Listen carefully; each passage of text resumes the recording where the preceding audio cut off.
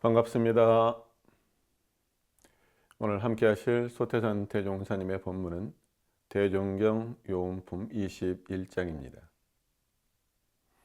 대종사 말씀하시기를 중생은 영리하게 제 일만 하는 것 같으나 결국 자신이 해를 보고, 불보살은 어리석게 남의 일만 해주는 것 같으나 결국 자기의 이익이 되나니라.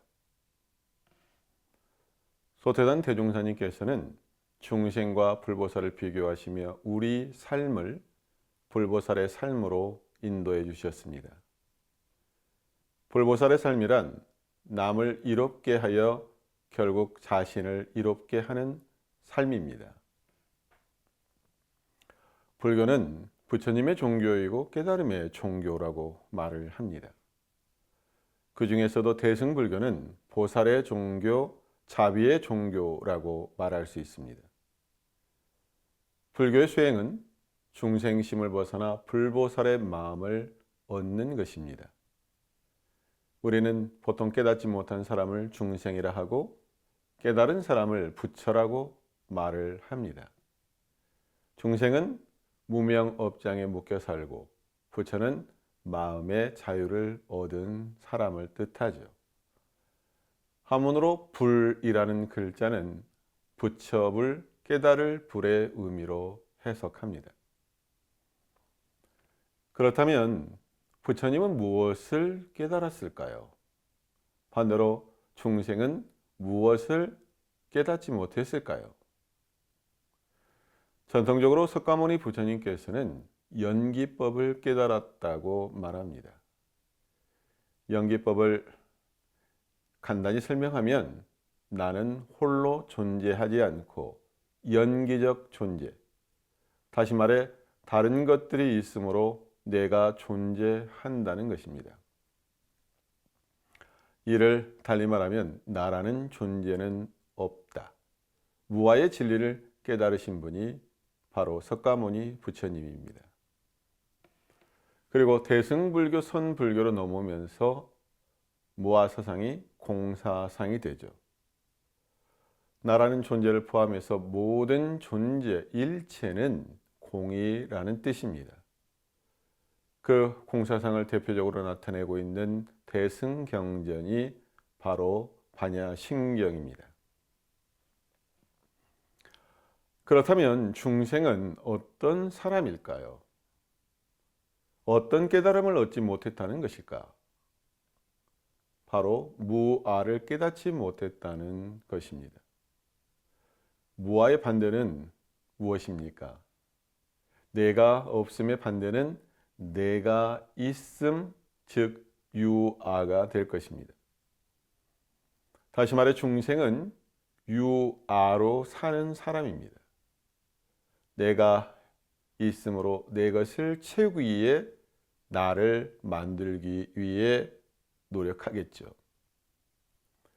내 것을 내세우고 내 것을 만들기 위해서는 대부분 사람들은 어떻게 할까요? 욕심을 부릴 수밖에 없습니다. 그래서 내가 있는 곳에는 욕심이 항상 자리합니다. 반대로 불보살은 무아, 내가 없으므로 나를 위한 욕심이 있을 수 없습니다. 내가 없으므로 모두가 다 내가 되는 것이죠. 나만을 위한 욕심이 없기 때문에 기꺼이 다른 사람을 위해 일할 수 있습니다.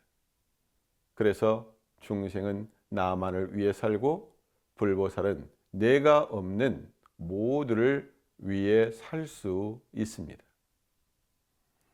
이제 요음품 21장에 있는 중생과 불보살의 삶에 대해 구체적으로 알아보겠습니다. 먼저 중생은 영리하게 제 일만 하는 것 같으나 결국 자신이 해를 본다고 했습니다. 여기서 분명하게 구분할 것이 있습니다. 제 일을 하는 것과 제 일만을 하는 것은 다릅니다. 대부분의 많은 사람이 자기 일을 하면서 살아갑니다. 남만을 위해서 살지는 않죠. 문제는 자기 일만 하는 것이 문제입니다. 그것도 영리하게 제 일만 하는 것 같으나 라고 했습니다.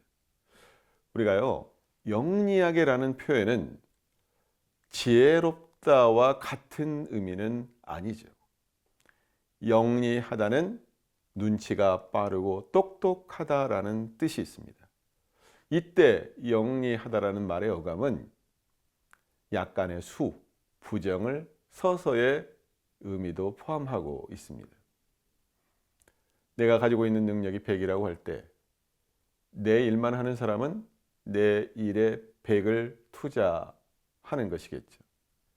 만약 남의 일에 30을 배려하면 내가 30을 손해본다고 생각할 것입니다.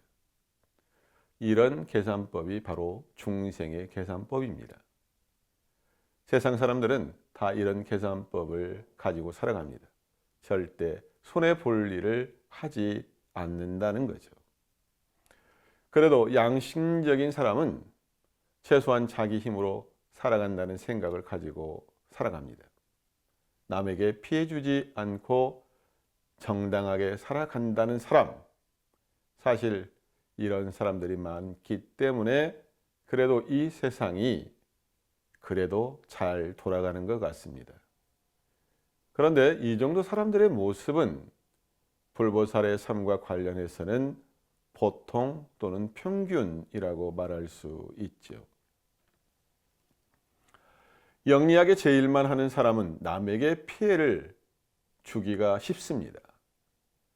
자기 일을 하는 사람은 괜찮지만 자기 일만 하는 사람은 위험할 수 있습니다.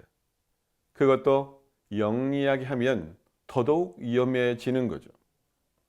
제 일만을 하는 사람이 영리함을 발휘하면 어떻게 될까요? 수단 방법을 가리지 않게 됩니다. 제 일만 하는 사람이 영리할 수 있지만 제 일만 하는데 영리하다라는 뜻으로 해석하는 것이 더 적합할 것입니다. 세상의 사람들을 잘 살펴보세요. 욕심으로 가득 차 있는 사람들이 많습니다. 그 욕심으로 부와 권력, 명예 등을 얻게 되죠.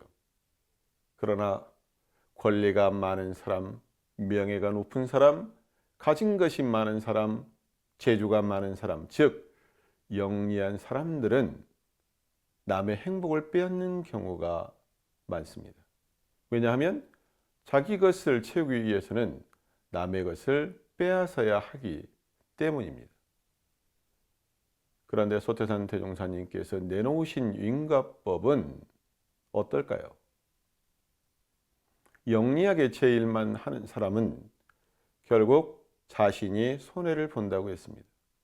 영리한 사람은 인과적으로 왜 손해를 볼까요?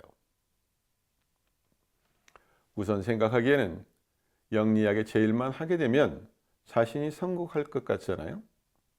옆도 뒤도 돌아보지 않고 오직 제 일만을 위해 노력하면 성공해야 하는 것 아닙니까? 그런데 여기에는 보이지 않는 문장이 있습니다. 남에게 피해 주지 않고 정당한 방법으로 순리적으로 하면 성공하고 손해 볼 일이 없겠죠. 그런데 문제는 그 영리함을 자기의 성공만을 위해 발휘한다는 것입니다. 앞에서 수단과 방법을 가리지 않는다고 했는데요. 자기의 성공만을 위한다면 갑질을 해야 하고 속여야 하고 거짓말도 해야 합니다. 심하게 말하면 사기를 쳐야 내가 더 많은 것을 얻을 수 있다고 생각합니다. 그런데 이런 사람이 인과적으로는 어떻게 될까요? 당장 눈앞의 이익은 얻고 일시적인 성공은 할 수 있겠죠. 그러나 그것을 얻는 과정이 잘못되면 자칫 쌓은 모든 부와 명예 권력이 모래성이 될 수 있습니다. 밝은 세상이기 때문에 법망에 걸릴 수밖에 없고 세상 인심이 그 부정함을 다 알게 되겠죠. 그러고는 그 사람을 외면해버리고 더 이상 상종하지 않고 거래하지 않으려 할 것입니다. 결국 영리하게 자기 일만 하는 사람은 손해를 볼 수밖에 없습니다. 다음은 불보살은 어리석게 남의 일만 해주는 것 같으나 결국 자기의 이익이 된다라고 말씀하십니다. 중생의 입장과는 정반대죠. 불보살은 내 일만 하는 대신 남의 일만 해주게 됩니다. 그런데 그 결과는 손해를 보는 것이 아니라 이익이 된다는 것이죠. 나의 이익을 위해서는 내 일만 해서는 안 되고 남을 위한 일을 해줘야 합니다. 이런 불보살이야말로 어리석은 것이 아니라 진짜 영리한 것이 되죠. 불보살은 부처와 보살의 합성어인데요. 불은 깨달은 자를 말하고 보살은 깨달음을 뒤로 미루고 중생제도를 위해 노력하는 사람을 뜻합니다. 즉 보살은 널리 중생을 구제하는 자비의 화연불이라고 말할 수 있죠. 종합하면 불보살은 깨달은 자와 자비를 실천하는 사람입니다. 앞에서 불보살은 무아에서 출발한다고 말씀드렸는데요. 무아이기 때문에 무아, 무, 불아가 되죠.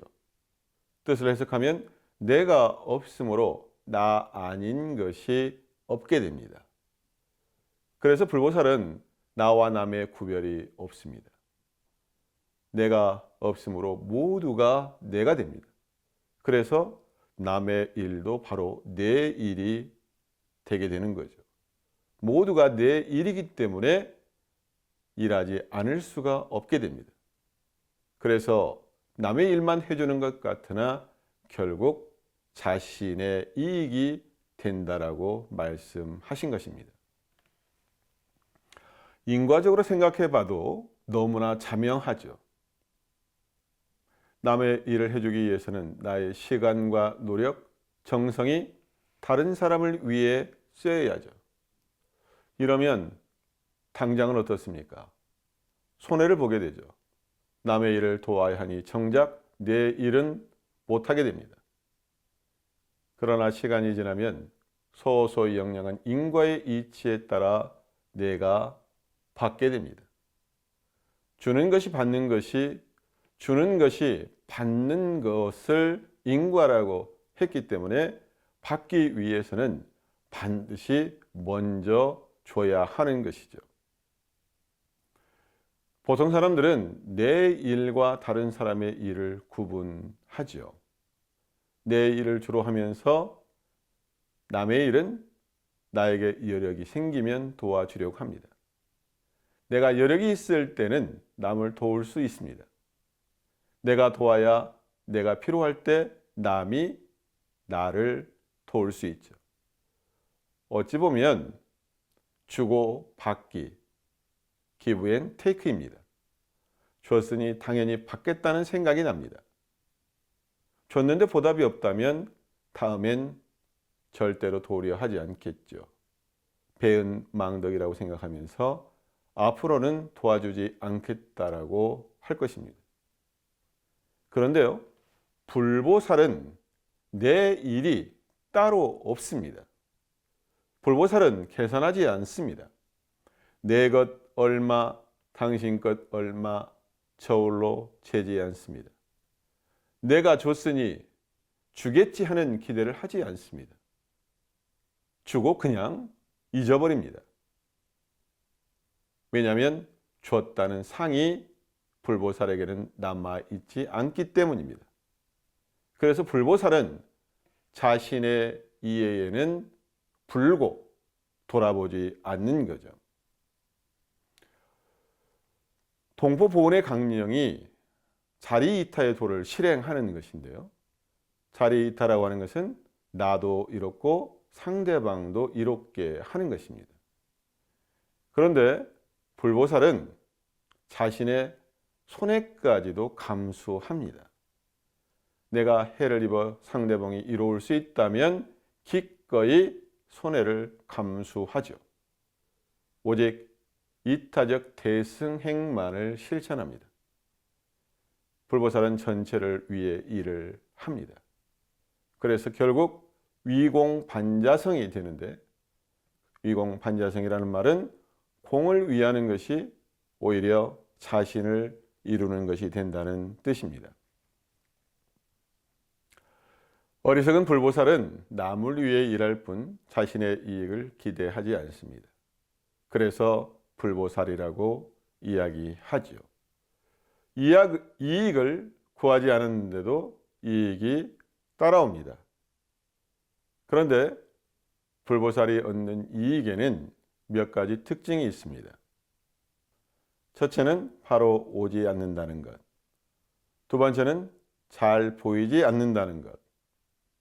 세 번째는 1대1로 오지 않는다는 것. 네 번째는 공중을 위한 혜택으로 온다는 것입니다. 결국은 우리 모두 불보살이 되자는 것인데요.